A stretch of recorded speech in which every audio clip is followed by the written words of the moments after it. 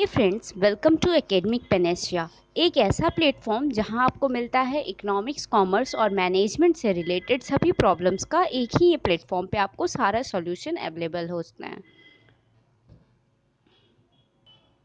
अपने वीडियोस की सीरीज़ में आगे बढ़ते हुए हम अब करते हैं एनटीए नेट एग्ज़ाम दिसंबर 2021 का कंप्लीट एनालिसिस।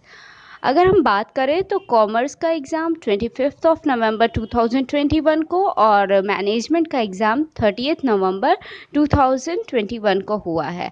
और जो लोगों के रिव्यू से, लोगों के इन्फॉर्मेशन से मुझे जो भी एग्ज़ाम पैटर्न पता चला है उसका मैं आपके सामने एक एनालिसिस लेके आई हूँ। तो अगर आप हमारे चैनल पे नए हैं तो इस चैनल को लाइक, सब्सक्राइब और शेयर कीजिए ताकि आपको फर्दर और भी डिटेल्स मिल सके और जो भी नए वीडियोज़ आएँ उनसे आप अपडेट रहें। So let's get started. We are here on Academic Panacea और यहाँ हम करेंगे UGC नेट दिसंबर 2021 एग्ज़ाम का कंप्लीट एनालिसिस।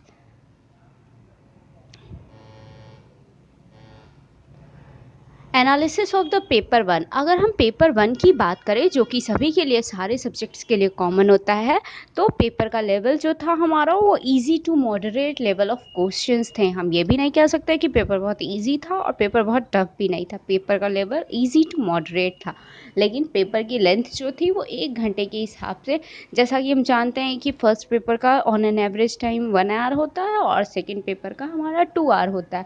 फर्स्ट पेपर में हमारे 50 क्वेश्चन होते हैं, सेकेंड क्वेश्चन में हमारे 100 क्वेश्चंस होते हैं। लेकिन अभी अगर इस बार की हम बात करें तो पेपर हमारा काफ़ी लेंदी था और काफ़ी टाइम टेकिंग भी था, क्योंकि मतलब क्वेश्चंस को पढ़ना और दोनों ही सेक्शन में, फर्स्ट सेक्शन में एक आपका रीडिंग कॉम्प्रिहेंशन था फर्स्ट पेपर में और सेकेंड पेपर में भी आपके 2 रीडिंग कॉम्प्रिहेंशंस थे। मैथ्स के भी कुछ क्वेश्चंस थे और इसके साथ ही साथ कुछ आपके टेक्निकल ग्लिच भी वहाँ पे थे आपको, जैसे इसकी स्क्रॉलिंग इशू था।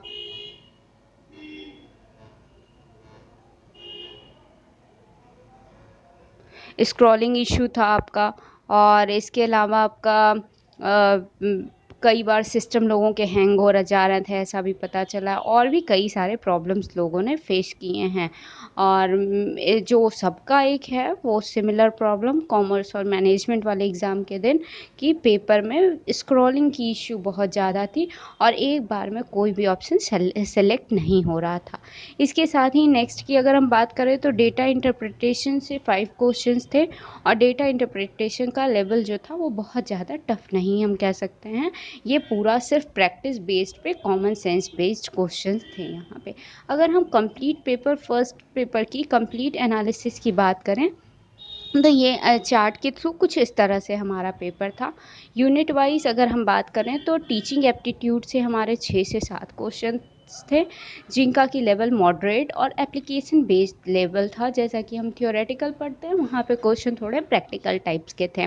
और अगर रिसर्च एप्टीट्यूड की बात करें तो रिसर्च एप्टीट्यूड हमारा 8 to 9 क्वेश्चंस कंटेन किए थे, अलग अलग सब्जेक्ट्स में अलग अलग था।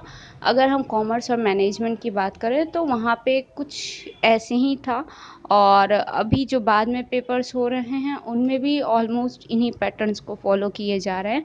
और रिसर्च एप्टीट्यूड से रिलेटेड क्वेश्चंस बहुत ज़्यादा टफ नहीं थे, इससे पहले कोई ईयर्स में इससे ज़्यादा टफ क्वेश्चन आए हैं।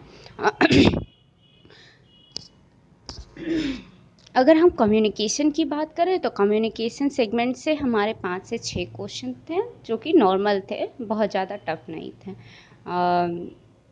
आपकी तैयारी के अकॉर्डिंग। रीडिंग कॉम्प्रिहेंशन से 5 फिक्स्ड क्वेश्चन थे। आपके प्रैक्टिकल थोड़े क्वेश्चन थे, थोड़े एनालिटिकल टाइप का आपका रीडिंग कॉम्प्रिहेंशन था जिसमें कि आपके इजी टू मॉडरेट क्वेश्चन पूछे थे।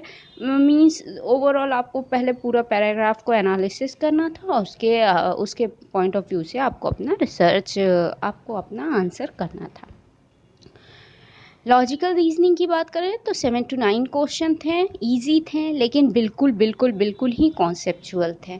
जैसा कि एकदम आपको होते हैं इंडियन लॉजिक और हेतु प्रतिपदा इन सबों से रिलेटेड एकदम आपको as it is question concept based पूछे गए थे। मैथ्स एंड रीजनिंग की बात करें तो 5 से 7 क्वेश्चन टाइम एंड मोशन पे और टाइम एंड स्पीड पे था। नंबर सीरीज से भी क्वेश्चन थे जिनका की लेवल मॉडरेट था। Data interpretation 5 question easy to moderate level हम कह सकते हैं। हायर एजुकेशन सिस्टम से 4 to 5 क्वेश्चन थे जो कि आपके रिसेंट हैपनिंग से रिलेटेड थे। आईसीटी की बात करें तो 4 to 5 क्वेश्चन, लेवल उनका मॉडरेट था। और पीपल एंड एनवायरनमेंट की बात again 4 to 5 question, easy to moderate, conceptual and general awareness based आपके क्वेश्चंस थे। अब अगर हम बात करें कि पेपर 2 के बारे में, तो पेपर 2 ऑन एन एवरेज सभी के लिए कॉन्सेप्चुअल बेस्ड थे और सभी के ऑलमोस्ट हर एक सब्जेक्ट के पेपर सेम पैटर्न को फॉलो कर रहे थे। लेकिन अगर हम स्पेशली मैनेजमेंट और कॉमर्स सब्जेक्ट की बात करें तो वहाँ पे जो लेवल ऑफ पेपर था वो मॉडरेट टू टफ था और पेपर में हमारे एनालिटिकल और कॉन्सेप्चुअल बेस्ड क्वेश्चन थे। दोनों ही पेपर की हम बात करेंगे, कॉमर्स और मैनेजमेंट दोनों में ही इस बार न्यूमेरिकल बहुत ज़्यादा नहीं पूछे गए थे, लेकिन जो सारे क्वेश्चन थे जैसे कॉमर्स में आपका पार्टनरशिप से बेस्ड क्वेश्चन था कई सारे, जिसमें आपको फैक्ट से रिलेटेड क्वेश्चन था, मींस जैसे आपके कॉन्सेप्ट हैं उनसे उन पे बेस्ड क्वेश्चन था। और यही अगर हम मैनेजमेंट सब्जेक्ट की बात करें तो मैनेजमेंट में हमारा फाइनेंस से भी रिलेटेड जो सारे कई सारे डिविडेंड से रिलेटेड क्वेश्चन थे, तो यहाँ न्यूमेरिकल ना दे के हमें एक केस टाइप का दिया था और उसके बेसिस पे हमें प्रॉब्लम को सॉल्व करना था। इसी तरह से लॉ में भी था, लॉ में हमें 1-2 आपके केस बना के दिए थे और उन्हें सॉल्व करना था। Law in the sense commerce में जो लॉ सेक्शन होता है उससे रिलेटेड मैं बात कर रही हूँ। और इसके बाद हम अगेन यहाँ भी कह सकते हैं पेपर लेंदी था। कई लोगों के ये कंप्लेंट्स थे कि 3 घंटे का टाइम जो है वो उनके लिए इनफ नहीं था। एक तो सबसे बड़ा जो प्रॉब्लम था वो टेक्निकल ग्लिच का था, क्योंकि सिस्टम एक बार में ऑप्शन को एक्सेप्ट नहीं कर रहा था और हिंदी और इंग्लिश इस पर तो एक ही पेज में था, लेकिन आपको स्क्रॉलिंग में बहुत ज़्यादा समय जा रहा था और जो माउस है वो आपका इतना इफ़ेक्टिवली सपोर्ट नहीं कर रहा था। कई लोगों के प्रॉब्लम ये भी थे कि उनका सिस्टम बदल गया, वो सिस्टम बदलते रहे। मीन्स इस बार एनटीए ने बहुत लोगों की ये कंप्लेंट है कि बहुत ज़्यादा अच्छी फैसिलिटी नहीं प्रोवाइड की है। और अगर हम बात करें रीडिंग कॉम्प्रिहेंशन की तो सेकंड पेपर में एक फर्स्ट पेपर में रीडिंग कॉम्प्रिहेंशन था, 2 सेकंड पेपर में रीडिंग कॉम्प्रिहेंशन थे। सेकंड पेपर के दोनों ही रीडिंग कॉम्प्रिहेंशन किसी एक टॉपिक से रिलेटेड थे और जिसमें कि आपको टॉपिक का एक थॉरो नॉलेज होना ज़रूरी था, जिसके बेसिस पे कि आप अपने आंसर्स कर सकें।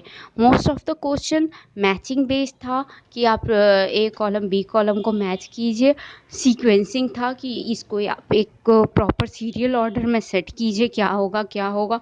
इसमें आपको कई सारे ऑप्शंस के सेट बना के दिए हुए थे और असर्शन और रीज़न बेस्ड क्वेश्चन बहुत सारे देखे गए, जिसमें कि आपको अपने प्रॉपर माइंडसेट की, आपको अपने कॉन्सेप्चुअल की क्लियरिटी की ज़रूरत होगी।